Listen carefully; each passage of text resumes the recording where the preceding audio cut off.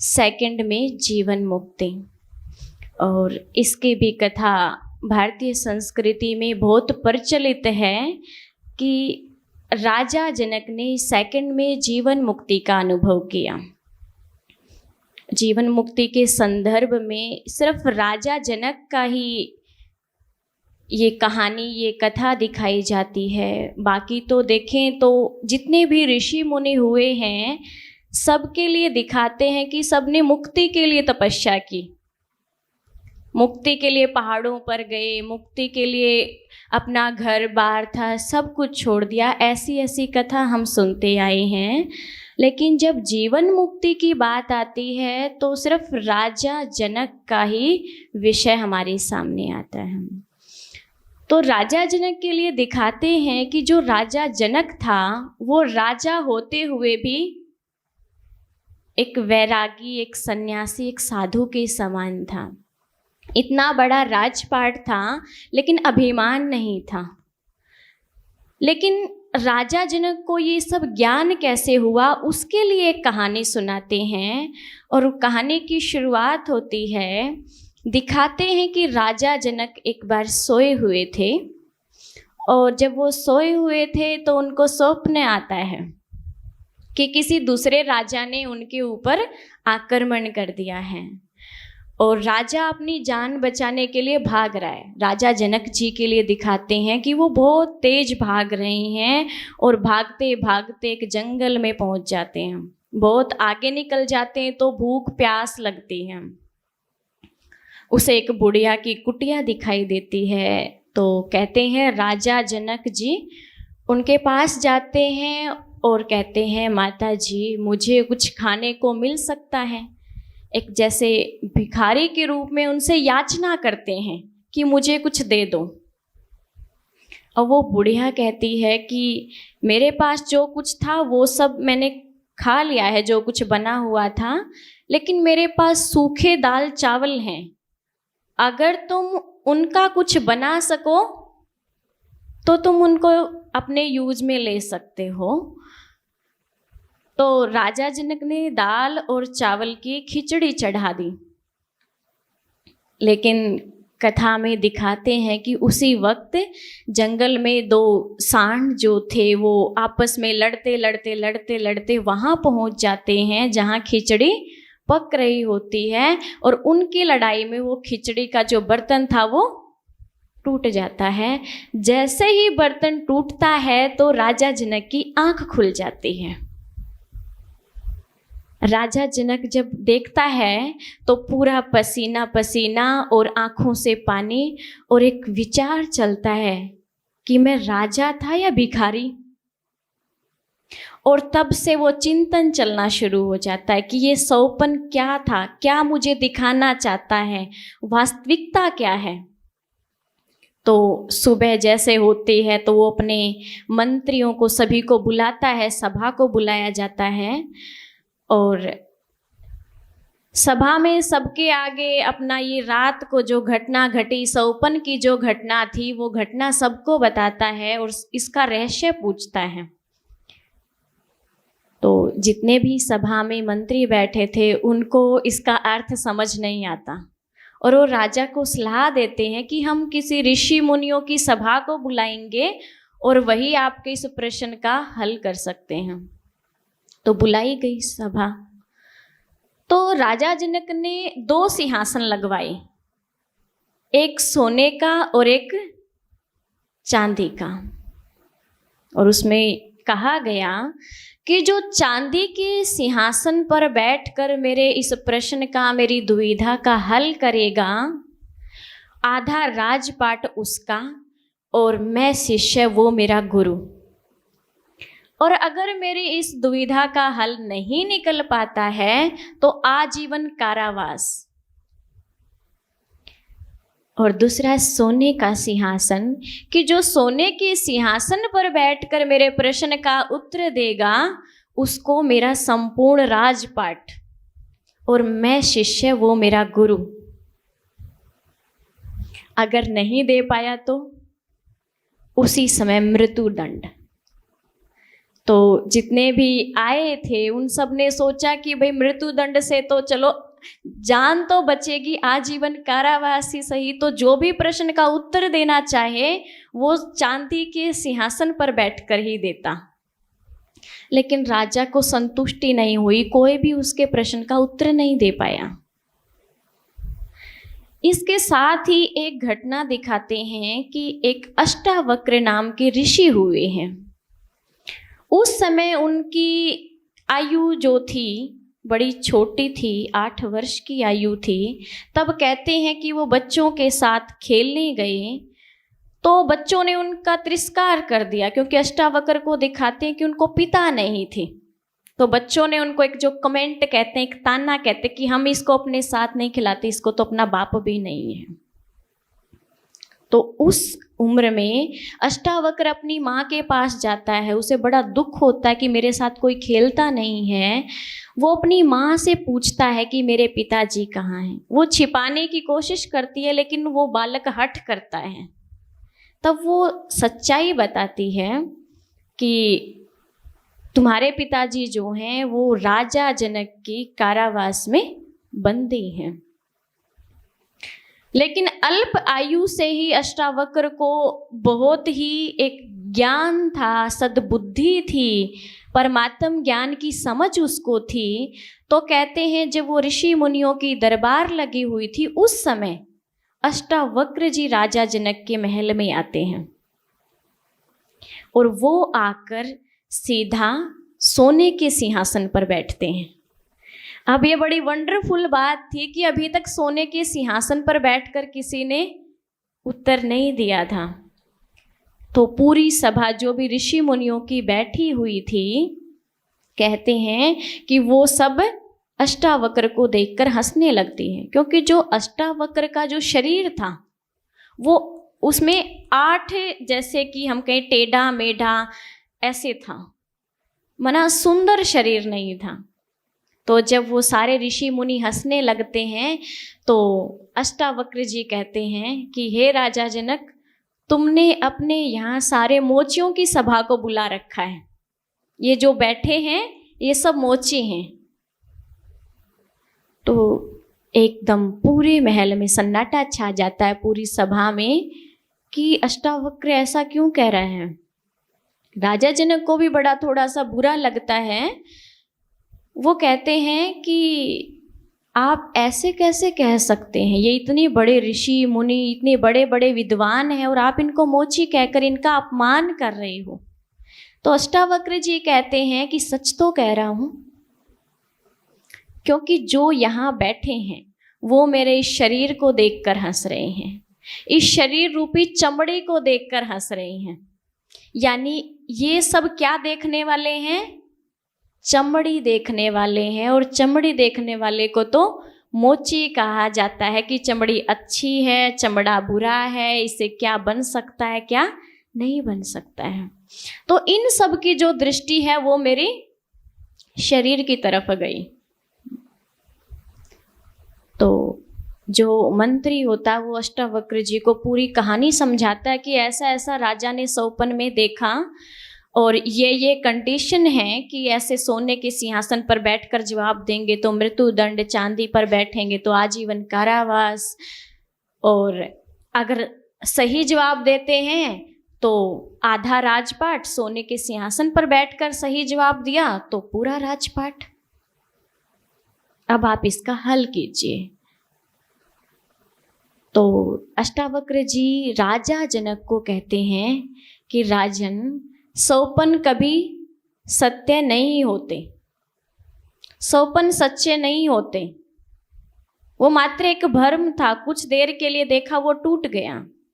आप भिखारी नहीं हो, क्योंकि राजा का तो यही प्रश्न था ना कि वास्तव में मैं भिखारी हूं या राजा हूं।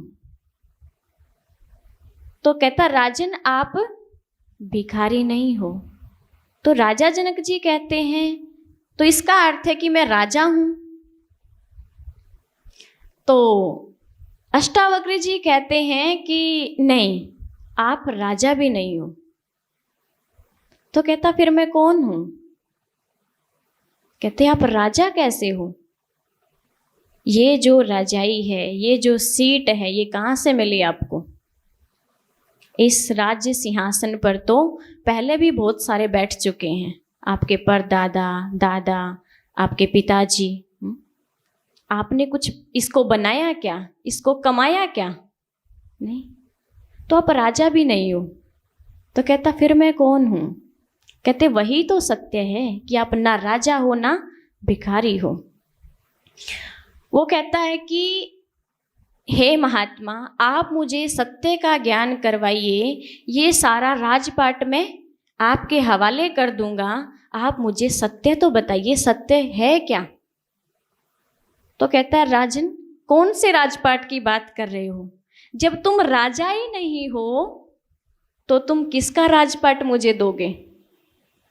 ये तुम्हारा है ही नहीं। राजा जनक को फिर एक उत्कंठा उत्पन्न होती है कि ये क्या कह रहा है और वास्तविकता है क्या। तो कहते हैं कि मैं आपका शिष्य बनने को तैयार हूँ, आप मेरे गुरुजी हो, लेकिन मुझे सत्य की पहचान करवाओ, और वो भी 1 सेकंड में। तो अष्टावक्र जी उनको महल के बाहर लेकर जाते हैं। एक घोड़े को बुलाया जाता है। कथा में ये दिखाया जाता है कि घोड़े को बुलाया गया और राजा को उसके ऊपर चढ़ने के लिए कहा गया।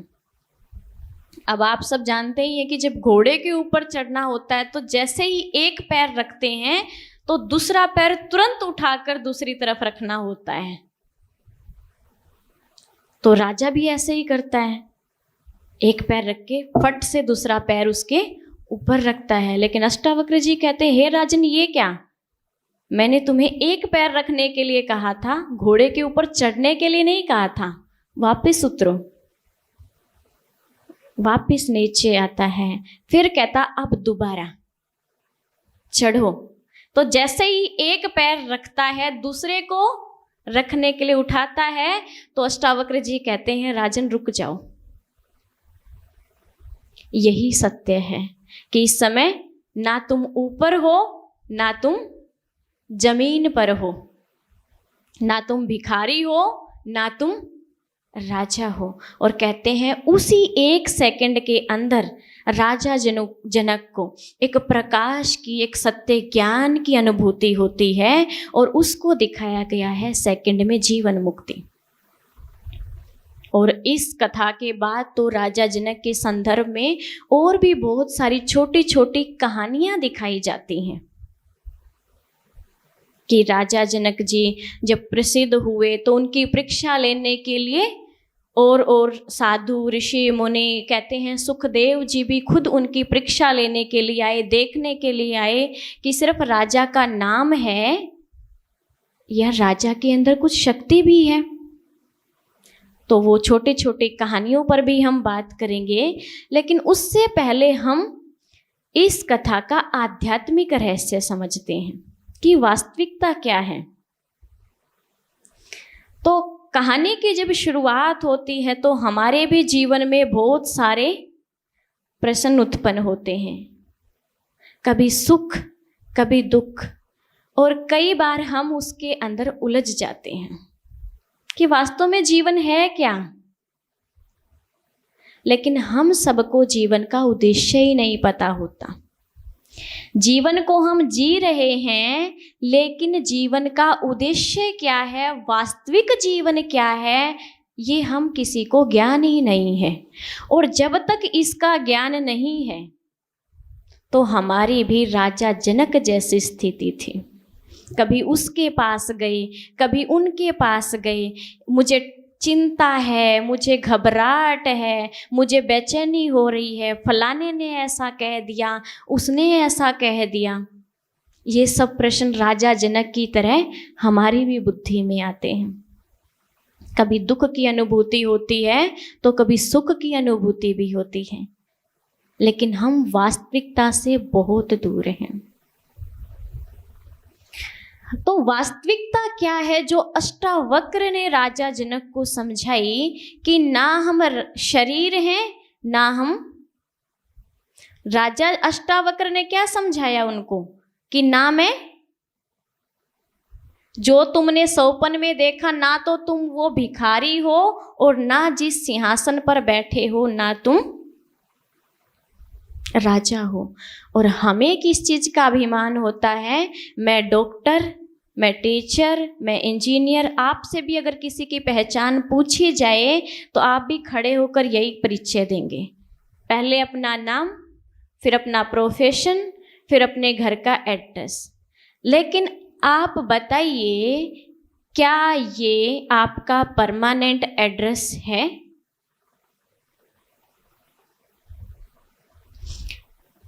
आप इस सत्य को तो जानते ही हैं कि ये आपका कोई पहला जन्म नहीं, आप पीछे भी बहुत सारे जन्म लेकर आए हैं। क्या आपके उन जन्मों में भी आपका यही नाम रहा होगा? क्या आपके यही माता पिता रहे होंगे? लेकिन यहाँ आकर हम इस मैं में फंस जाते हैं कि मैं ये और उस अभिमान में जीते हैं। लेकिन वास्तविकता क्या है, जो अष्टावक्र ने भी राजा जनक को समझाई कि वो जितने भी सभा में बैठे थे वो क्या देख रहे थे? शरीर को देख रहे थे। और यही शिक्षा परम पिता परमात्मा शिव हमें देते हैं कि जिसको हम मैं समझते हैं वो मैं हूं ही नहीं, मैं शरीर नहीं हूं। लेकिन आज के युग में अगर किसी का कहीं भी एक फोकस जहां रहता है सबसे ज्यादा, वो बॉडी, इसको सुंदर दिखना चाहिए, इसकी तारीफ होनी चाहिए, इसको कुछ बनना चाहिए, ये कुछ अलग से दिखे। और जहाँ इसकी बात आती है वहाँ इससे जुड़े हुए संबंधों की बात आती है। जहाँ मैं की बात आती है उसके साथ मेरे की भी बात आती है। और जहाँ मैं और मेरा आता है हम उस तेरे को भूल जाते हैं। यानी जो सत्य पहचान है, जो परमात्मा है और जो खुद की सत्य पहचान है, हम उसको भूल जाते हैं।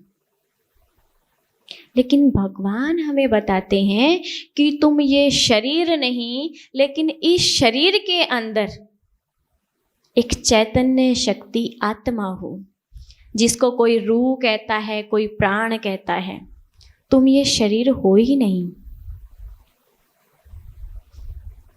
क्योंकि शरीर समझना इसका अर्थ है बंधन में आना।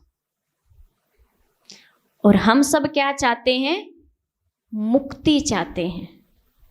सुना है ना हमने कि हम सब चाहते हैं मुक्त हो जाएं, लेकिन किससे मुक्त हो जाएं उसका तो ज्ञान ही नहीं था।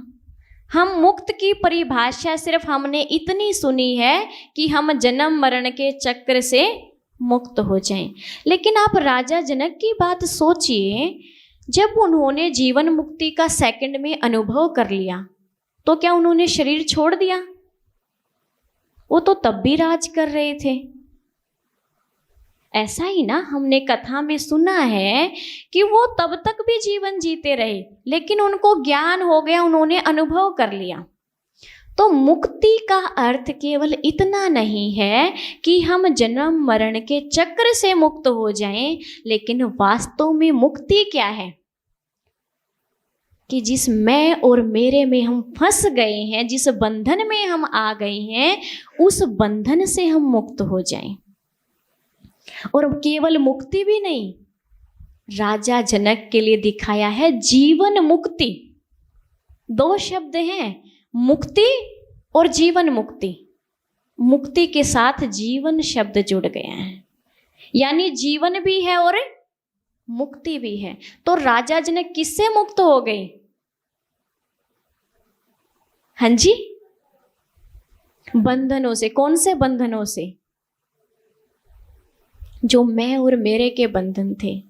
मैं राजा हूं, मेरा राज्य है, मेरे बच्चे हैं, मेरा परिवार है, लेकिन उन सब के साथ रहते हुए भी मुक्ति का अनुभव करना, यानी जीवन भी है और मुक्ति भी है, उसको कहते हैं जीवन मुक्ति। और हम सब यही तो चाहते हैं कि हम मुक्त हों, लेकिन परमात्मा कहता है कि मुक्ति नहीं, मैं तुम्हें जीवन मुक्ति देने आया हूं, कि तुम्हारा जीवन भी रहेगा और मुक्ति भी होगी। किससे? दुख दर्दों से, तकलीफों से, डिप्रेशन से, टेंशन से, जो आज के युग की सबसे बड़ी बीमारी है।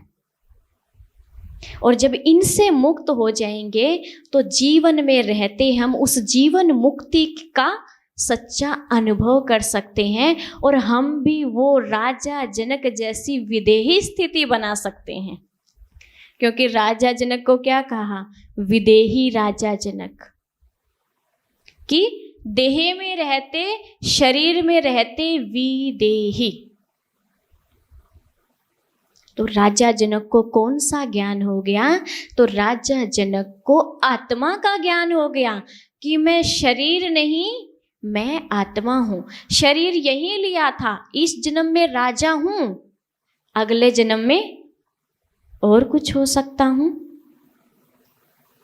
तो पहली पहचान कि मैं शरीर नहीं, मैं कौन हूं? एक चैतन्य शक्ति। और वो चैतन्य शक्ति कैसी है? बिंदु, पॉइंट ऑफ लाइट, प्रकाश का एक बिंदु। कोई लंबी चौड़ी नहीं है, प्रकाश का एक बिंदु है। जैसे एक सफेद सितारा होता है, वैसे हम सब आत्मा हैं। और वो आत्मा इस शरीर में रहती कहाँ है? वो इस शरीर के अंदर ही बैठी है। और वो रहती कहाँ है? मस्तक के बीच में, जहाँ हम तिलक लगाते हैं, जहाँ हम बिंदी लगाते हैं।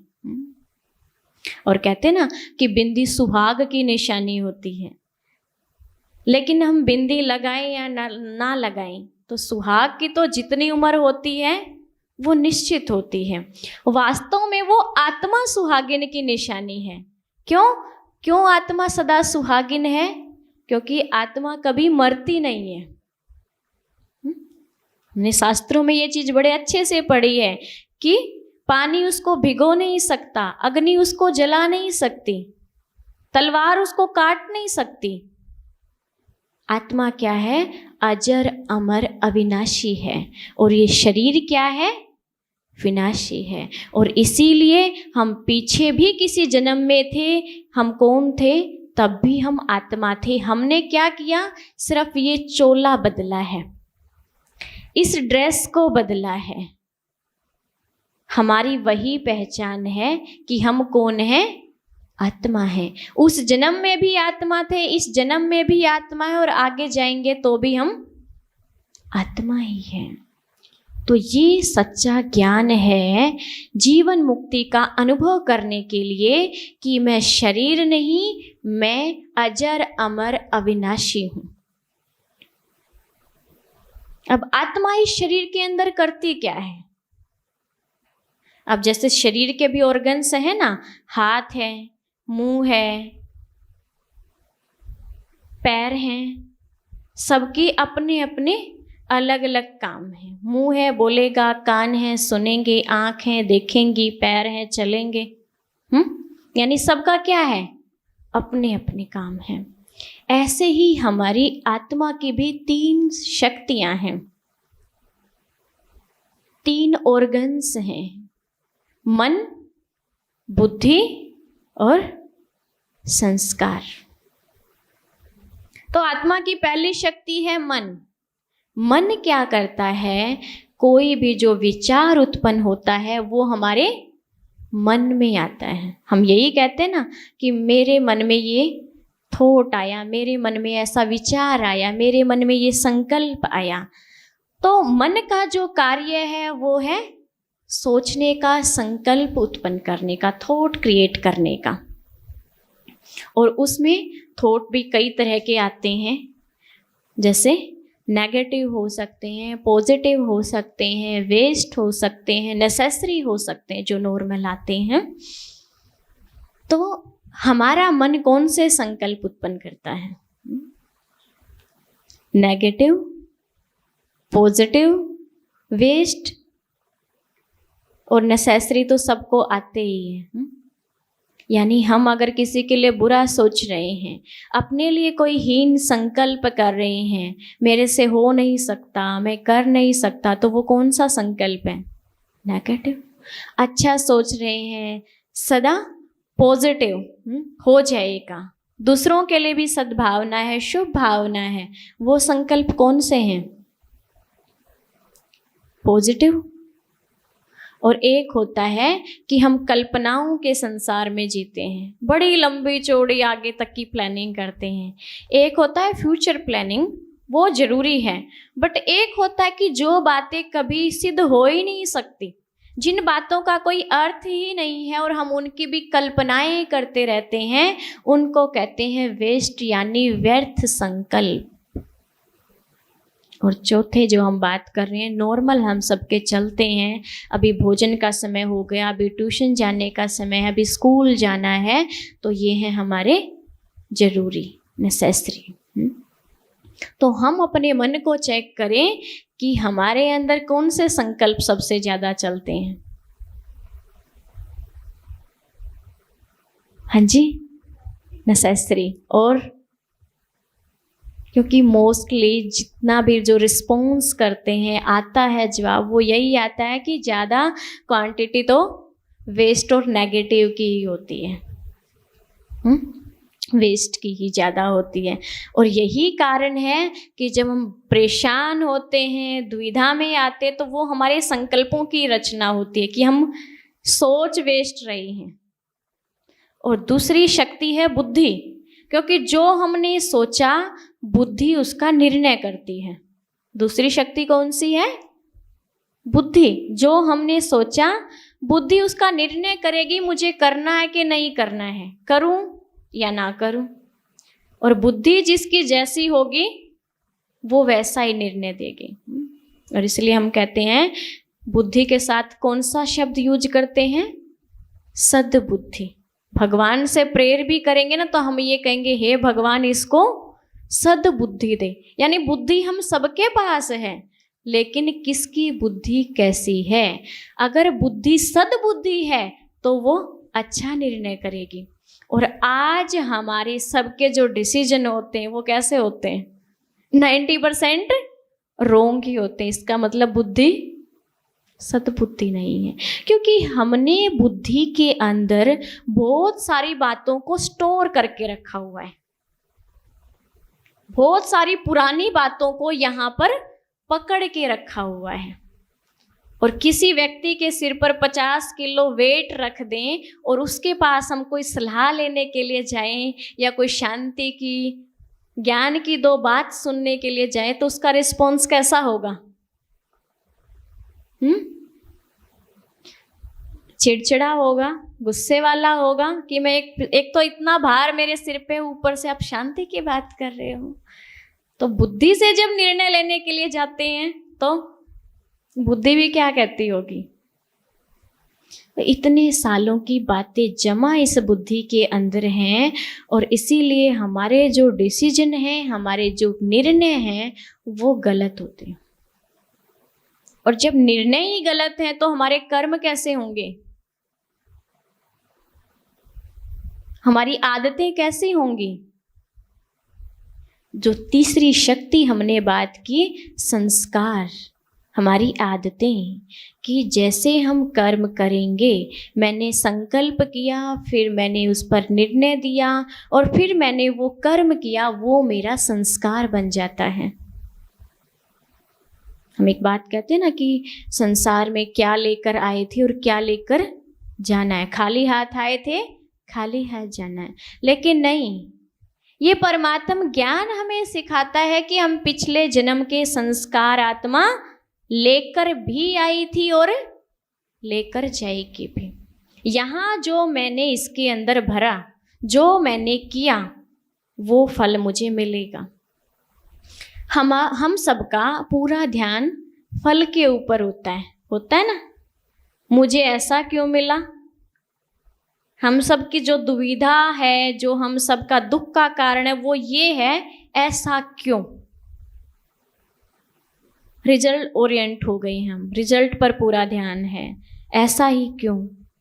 लेकिन थोड़ा सा बैक में चले, इसकी प्रोसेस को हम देखें तो फल कहाँ से आया? कर्म से। कर्म कहाँ से आया? मैंने किया है। करने का निर्णय किसने दिया? वो भी मैंने ही दिया है। निर्णय कब लिया? जब मुझे संकल्प आया। और संकल्प क्रिएट किसने किया? वो भी मैंने किया है। अगर मेरा मन सुमन है, मेरा मन सुमन है, तो वो संकल्प भी अच्छे उत्पन्न करेगा। बुद्धि अगर सद्बुद्धि है तो वो निर्णय भी अच्छा देगी। और निर्णय अगर हमारे सही हैं तो हमारे संस्कार भी अच्छे होंगे। और जब हमारे संस्कार अच्छे हैं, हमारे कर्म अच्छे हैं, तो हमारा फल भी कैसा होगा? अच्छा ही होगा। तो बीज कहाँ से? मेरे अंदर से ही उत्पन्न हुआ है। तो ये है उस आत्मा की 3 शक्तियां, मन, बुद्धि, संस्कार। और जब मुझे आत्मज्ञान हो जाता है तो आत्मज्ञान के साथ साथ मुझे ये भी ज्ञान हो जाता है कि मुझे सोचना कैसे है, मुझे रहना कैसे है, मेरे संस्कार कैसे हों, मेरे कर्म कैसे हों। और जब इसका ज्ञान हो जाता है तो जो हमारा जीवन है, जो आज बंधन का अनुभव कर रहा है, वो धीरे धीरे धीरे धीरे जीवन होते हुए भी इन बंधनों से मुक्ति का अनुभव करने लगता है। क्योंकि आज हम बंधन में हैं, किसी बाहर का नहीं। एक होता है बंधन, कोई मुझे रोक रहा है, कोई मुझे पकड़ रहा है, आने जाने नहीं दे रहा है, वो एक अलग बंधन है। लेकिन हम सबको एक और बंधन है, सूक्ष्म बंधन। और वो बंधन है हमारे मन का बंधन, हमारी सोच का बंधन। और यही जाल चलता रहता है, चलता रहता है। और इसके आप सब और हम सब अच्छे से अनुभवी हैं। लेकिन हमारा पूरा जो दोष होता है वो हमारे मन पर ही चला जाता है कि मन मानता नहीं है, मन घोड़ा है, मन भागता है। लेकिन मन किसकी शक्ति है? आत्मा की। मन क्या है? मन मंत्री है। और आत्मा क्या है? राजा है। अगर मंत्री मनमानी कर रहा है तो कहीं ना कहीं इसका अर्थ है कि राजा कमजोर है। यही कहेंगे, आत्मा राजा है, उसके ये 3 मंत्री हैं, मन, बुद्धि, संस्कार। अगर ये मनमानी कर रहे हैं, ये कुछ गलत कर रहे हैं, तो इसका सीधा सा जवाब आता है कि राजा कमजोर है, राजा शक्तिहीन है, उसके मंत्री उसका कहना नहीं मानते। तो हम चेक करें, हम सब जो आत्मा राजा हैं, हम कहीं शक्तिहीन तो नहीं हो गए हैं? क्या कहेंगे? हाँ जी, क्या कहेंगे? इसका उत्तर हाँ में ही आएगा कि हम क्या हो गए हैं? जन्म लेते लेते लेते लेते शक्तिहीन हो गए हैं। अब एक मोबाइल है और उस मोबाइल को हमने सुबह चार्ज किया था, 100% चार्ज था, लेकिन पूरा दिन भर हम उसका यूज करते रहे। हमने उस पर गेम भी खेला, वीडियोस भी देखी, फ़ोन कॉल भी किए, हमने उस पर सब किया। लेकिन दिन में मैंने उसको कहीं चार्जिंग पे नहीं लगाया। शाम को क्या होगा?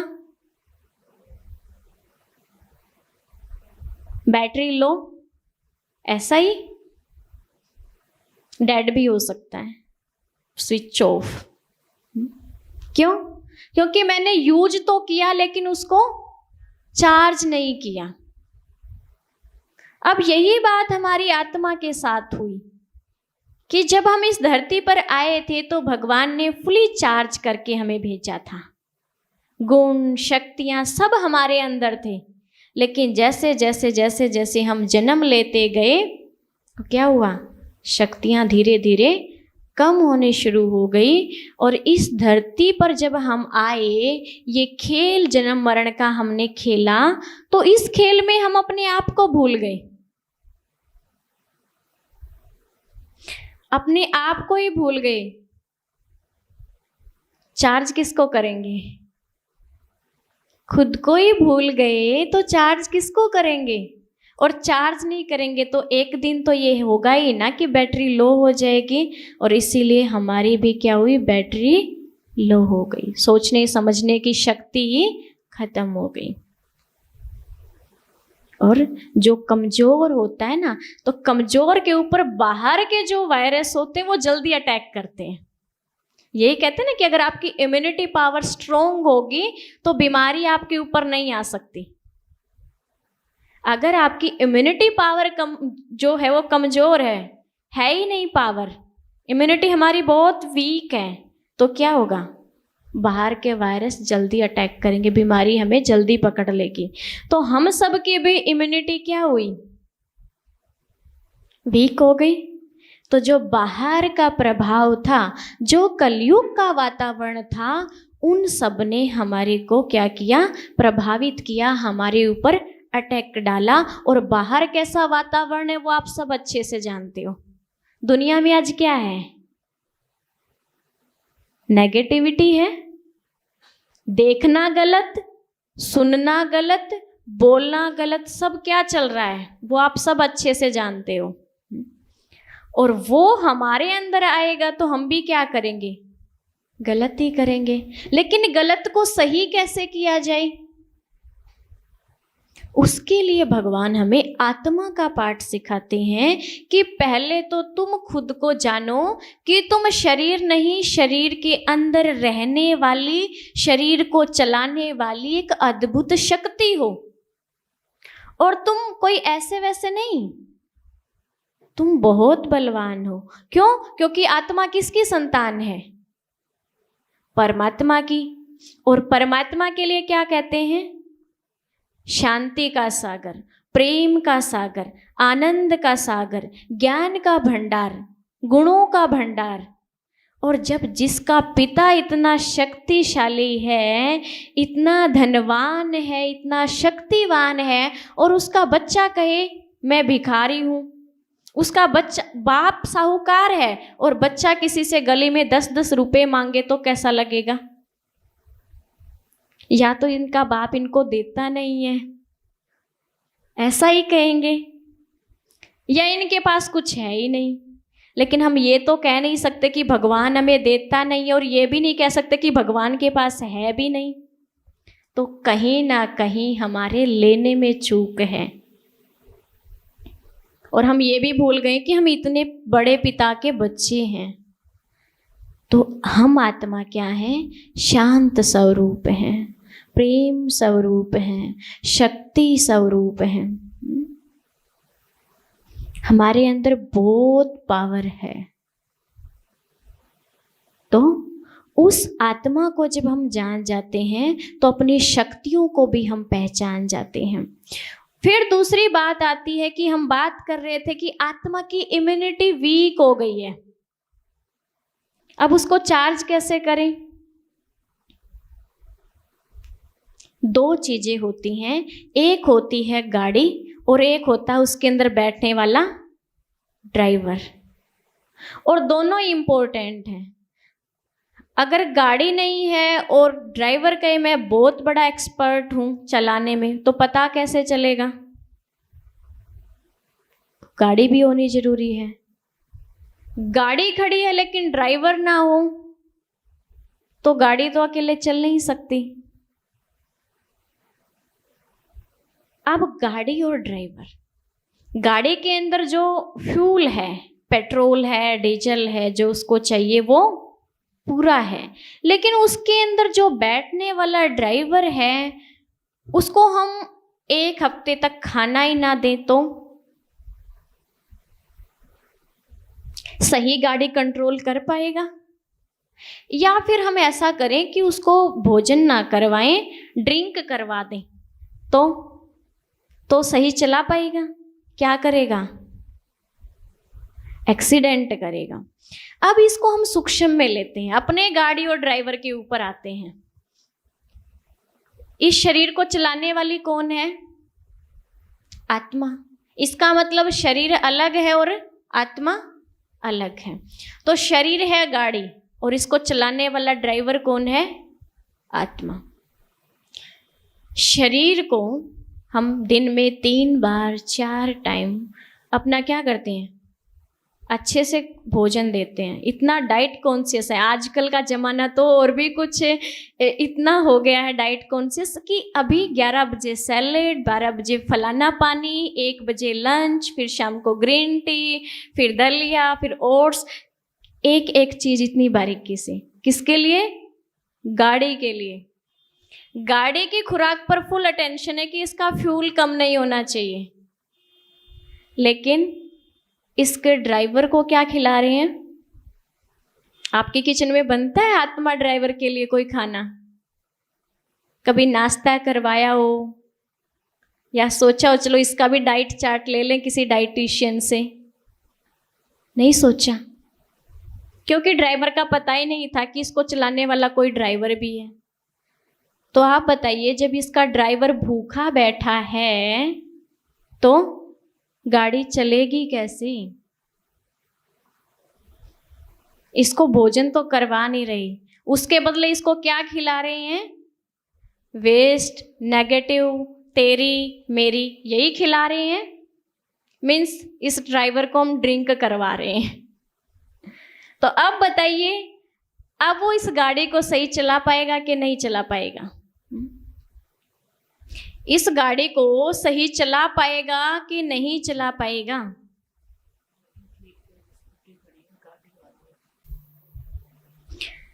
तो क्या वो जीवन रूपी गाड़ी सही चलेगी जिसका ड्राइवर ड्रिंक कर रहा है? वो एक्सीडेंट करेगा। कौन सा एक्सीडेंट? हमारे संबंधों में भी क्या हो रहा है? एक्सीडेंट हो रहा है।